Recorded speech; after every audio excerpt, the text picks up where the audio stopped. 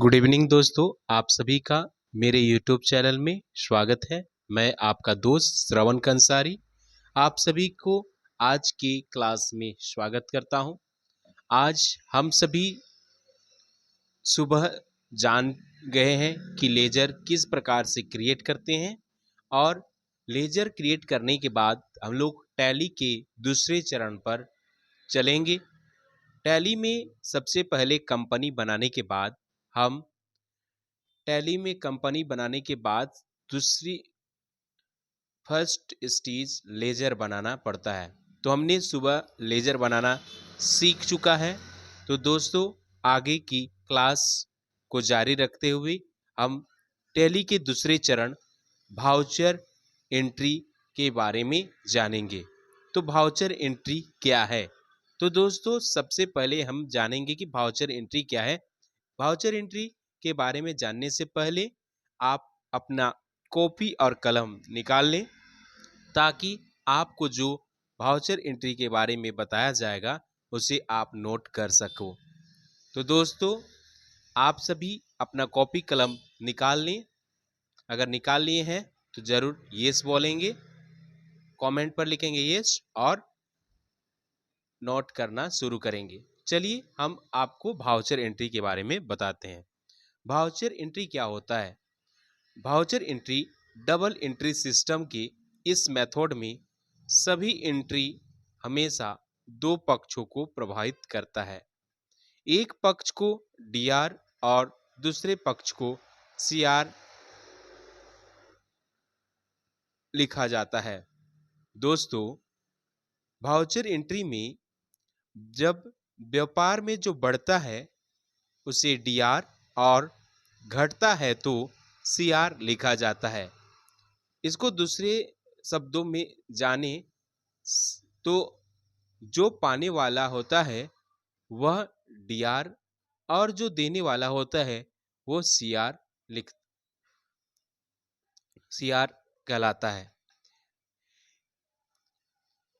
हम लोग voucher entry में जान चुके हैं कि हर एक पक्ष को हर एक डाटा एंट्री जब हम लोग वाउचर एंट्री करेंगे तो सभी एंट्री हमेशा दो पक्षों में लिखेंगे। तो पहला डीआर और दूसरा सीआर। अब डीआर का मतलब क्या होता है? डीआर मतलब डेबिट और सीआर का मतलब होता है क्रेडिट। तो इस तरह से हमने जाना कि वाउचर एंट्री दो पक्षों में लिखा जाता है। पहला होता है डेबिट और दूसरा होता है क्रेडिट। इसे शॉर्ट में डीआर और सीआर लिखते हैं। चलिए आपको मैं कुछ एग्जाम्पल्स देकर तो दोस्तों, अब तक हमने जाना कि वाउचर एंट्री क्या होता है। अब वाउचर एंट्री के कुछ एग्जाम्पल्स हम आपको बताते हैं। आप स्क्रीन पर देख पा रहे हैं वाउचर एंट्री का पहला क्वेश्चन है, गुड्स सोल्ड टू अमन।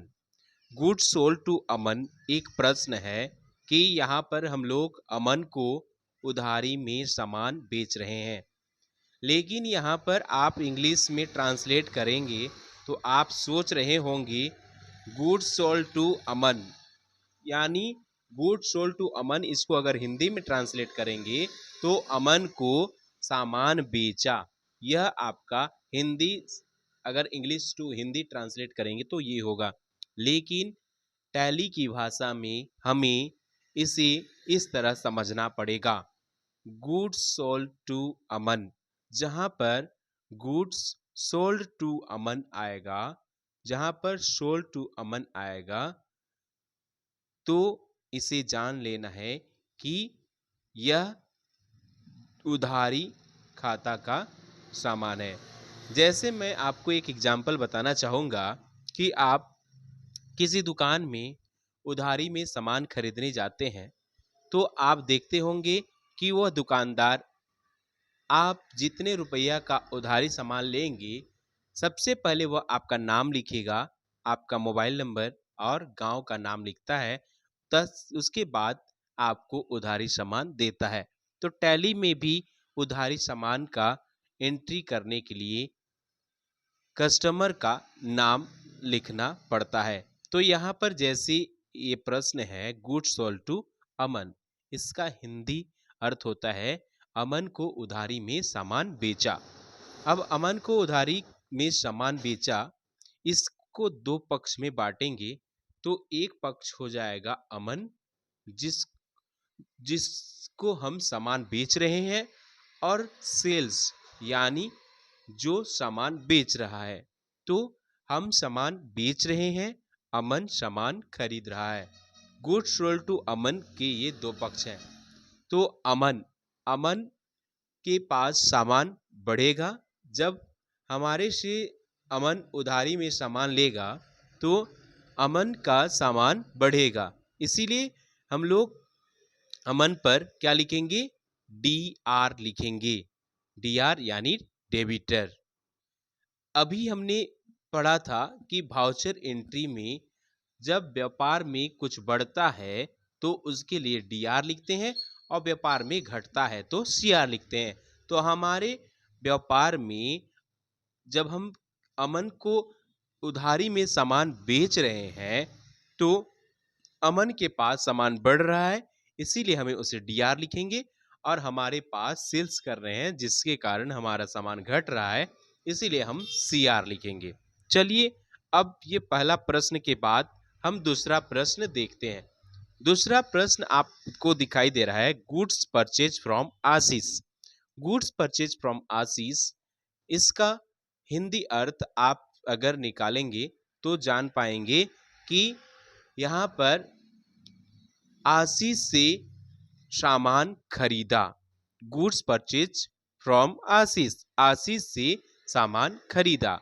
लेकिन टैली के भाषा में इसे हमें क्या पढ़ना पड़ेगा, क्योंकि यहाँ पर हम क्या कर रहे हैं, आशीष से सामान खरीद रहे हैं। यहाँ पर भी हमने नाम एंट्री किया है। याद रखेंगे, सेल्स और परचेज के साथ अगर किसी का नाम हो तो ये समझ लेना है कि यह उधारी में सामान खरीदा गया है या बेचा गया है। यहाँ गुड्स परचेज फ्रॉम आशीष लिखा हुआ है। परचेज, परचेज का मतलब क्या होता है? खरीदना। गुड्स मतलब सामान, फ्रॉम मतलब से, यानी आशीष से हमने सामान खरीदा। कैसे? उधारी का सामान खरीदा। तो इसको भी हम लोग दो पक्ष में बांटेंगे। पहला पक्ष हो जाएगा आशीष, हमने आशीष से सामान खरीदा, इसलिए आशीष का पहला पक्ष आशीष, और दूसरा पक्ष हो जाएगा परचेज, यानी हम आशीष से खरीद रहे हैं। तो आशीष होगा बेचने वाला और खरीदने वाला हम। तो जब आशीष सामान बेच रहा है तो आशीष से जब हम सामान खरीदेंगे तो उसका व्यापार में सामान घटेगा, इसीलिए आशीष को हम लोग क्या करेंगे? सी आर लिखेंगे। और परचेज क्या होगा?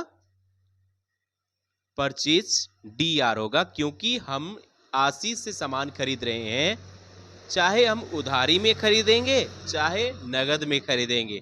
जब हम सामान खरीदेंगे तो सामान हमारे पास बढ़ेगा, इसीलिए परचेज हमेशा डी आर होता है। तो दोस्तों, इससे पहले हमने पढ़ा था गुड सोल्ड टू अमन। जैसे यहाँ पर अमन को हमने सामान बेचा, तो इसे भी एक चीज याद रखना है कि चाहे हम लोग नगद में सामान बेचे या उधारी में सामान बेचे, नगद सामान बेचेंगे तब भी हमारा दुकान से सामान कम होगा, इसीलिए सेल्स को सीआर में लिखेंगे। और अगर उधारी में भी सामान बेचेंगे तो हमारा सेल्स सीआर ही होगा। तो सेल्स और परचेज हमेशा, सेल्स हमेशा सीआर होता है, परचेज हमेशा डीआर होता है। ये हमने दो एग्जाम्पल्स समझ लिए। अब यहाँ पर तीसरा प्रश्न है कैश सेल। यहाँ पर देख पा रहे हैं, यहाँ पर लिखा हुआ है कैश सेल। कैश सेल का मतलब होता है नगद बेचा। अब नगद बेचा, अब हम लोग किसी को नगद सामान बेचते हैं तो इसको दो पक्ष में क्या क्या लिखेंगे?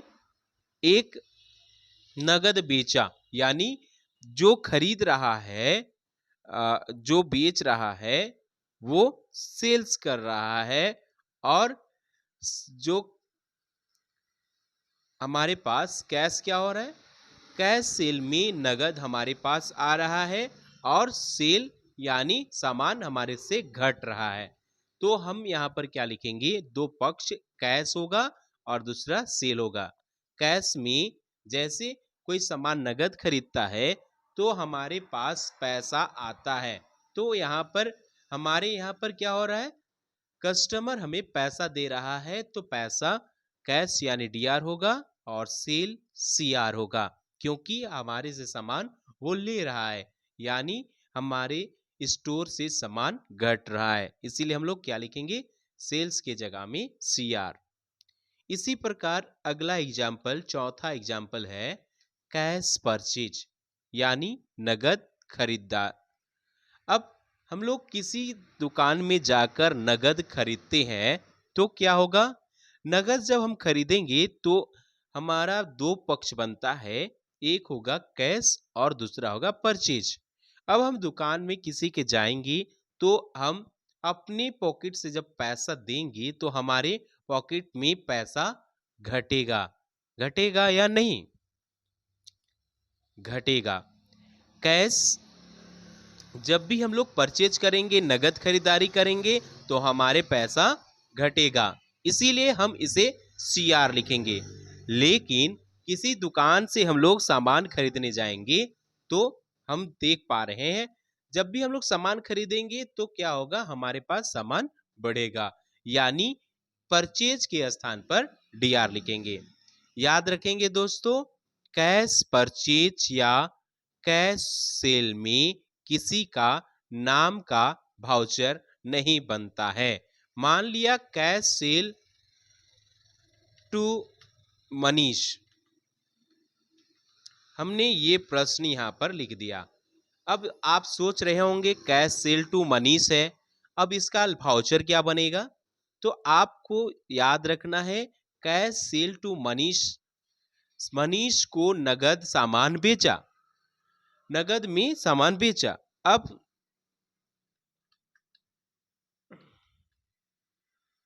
कैश सेल टू मनीष, नगद मनीष को बेचा। अब नगद मनीष को हम लोग बेच रहे हैं, लेकिन याद रखेंगे यहां पर दो पक्षों में हम लोग बात जब रखेंगे, दो पक्षों में इसको बांटेंगे तो एक कैश होगा और दूसरा सेल होगा, यहां पर मनीष का नाम एंट्री नहीं करेंगे। इसी प्रकार कैश परचेज में अगर हम लोग यहां पर एक कैश परचेज फ्रॉम आशीष, यहां पर हम लोग लिख देते हैं कैश परचेज फ्रॉम आशीष।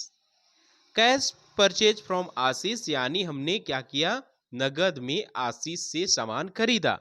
अब यहां पर भी आशीष आ रहा है, नाम है, लेकिन यहां पर कैश यानी नगद हम लोग सामान खरीद रहे हैं। अब नगद सामान जब हम लोग खरीदेंगे तो हमें आशीष का नाम एंट्री नहीं करना है। याद रखेंगे, जहां नगद की बात होगी, कैश परचेज की बात होगी, कैश सेल की बात होगी, तो इस जगह पर हमें नाम नहीं लिखना है।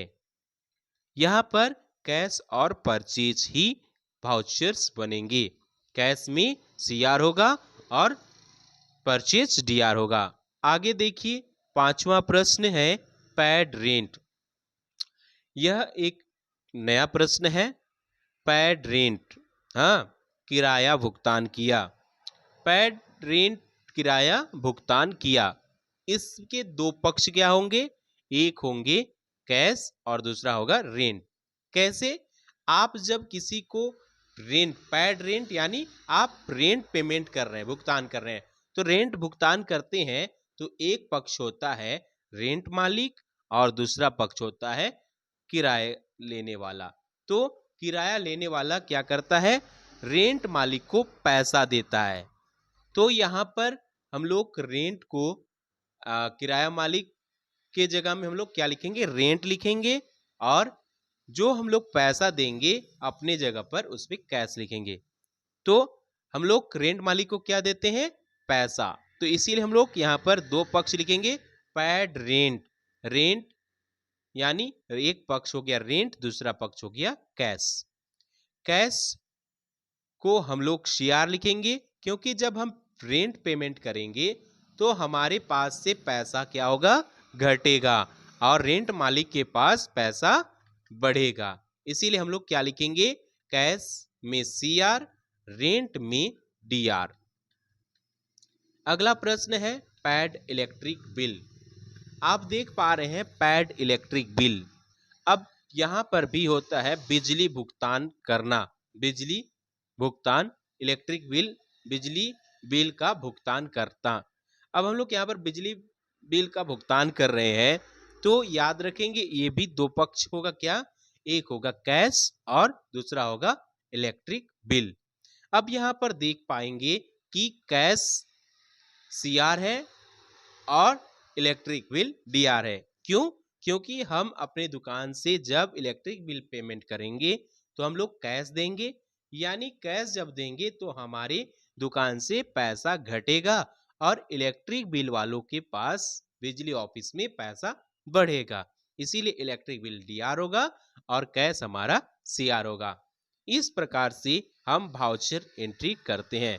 तो दोस्तों आप सभी को समझ आ ही गया होगा, और भी कुछ प्रश्न आप सभी को मैं अगले कक्षा में दूंगा, जिसे आपको खुद बनाना है, प्रैक्टिस करना है और मुझे बताना है कमेंट बॉक्स में, या शेयर करना है मेरे फेसबुक चैनल में या यूट्यूब चैनल में।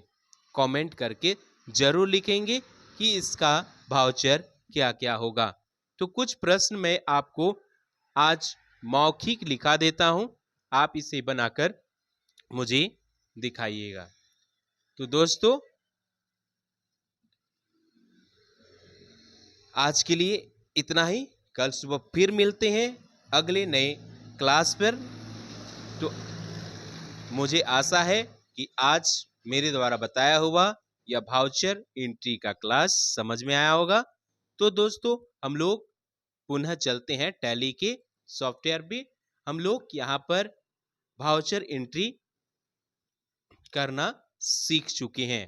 तो हम लोग यहाँ पर देखते हैं, अब अगला पॉइंट हम जानेंगे। वाउचर एंट्री के बाद तीसरा चरण हमारा आता है एंट्री डिफाइन। तो दोस्तों कल फिर से मिलेंगे और जानेंगे एंट्री डिफाइन के बारे में। धन्यवाद। और जो भी नए मेंबर्स हैं, जो नए लोग मुझे देख रहे हैं, आपको अगर टैली सीखना है, पूर्ण रूप से टैली की जानकारी लेना है, तो मेरे चैनल को जल्द से जल्द सब्सक्राइब करें और बेल आइकन को क्लिक कर दें, ताकि आपको मेरा वीडियो सबसे पहले दिखाई दे। तो दोस्तों जल्द से जल्द मेरे YouTube चैनल को सब्सक्राइब करें और बेल आइकन को प्रेस कर दें। धन्यवाद।